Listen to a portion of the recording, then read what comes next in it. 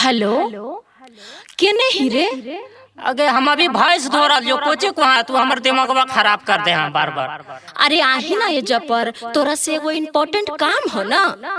अच्छा ठीक है वही रुक जो हमरा पहले भैंस धोबे खतम आबो ठीक हो रे हो है इंसादा तोरा रुके ना धोबेल जा चल।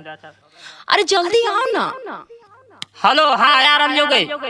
अच्छा ठीक है आओ जेता शूटिंगवा हो ने ओजे पर आई है। ठीक आ रहा जो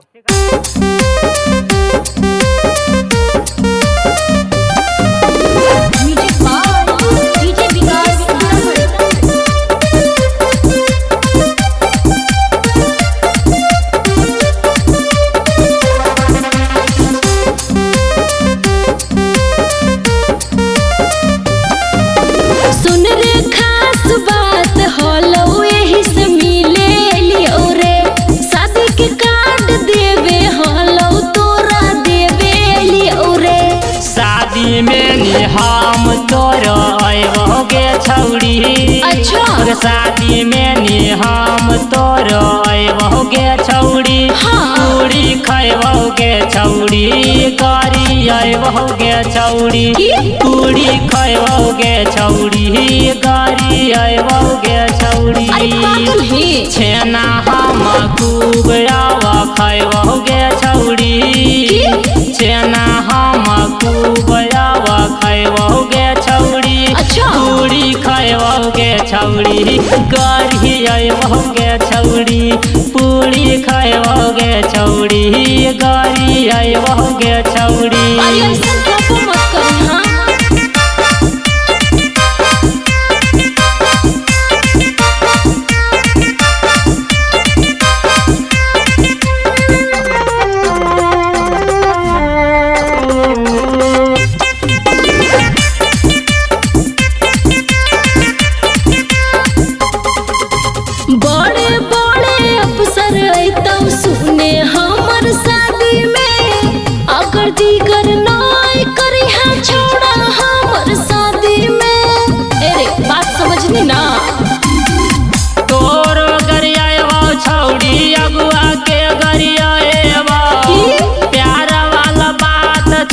सबके बतलाई मारे वाला फोटो हम देखाओगे छौड़ी।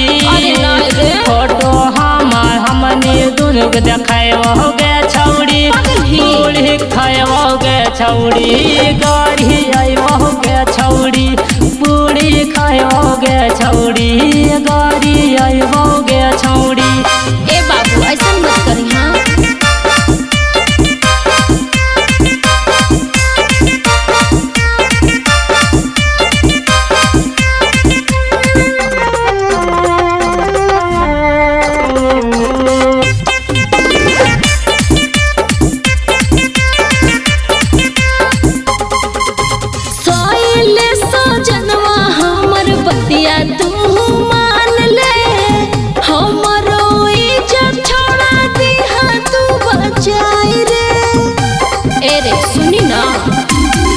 जेतना कानो ही वतनी तोरो कनाई बारी। राहुल सैयद हम खूबे बात बताइबा। छोटा की बहिन के पटाइबोगे छौड़ी। छोटा की बहिन के पटाइबोगे छौड़ी। पूरी खैबोगे छौड़ी गाड़ी आयोगे छौड़ी।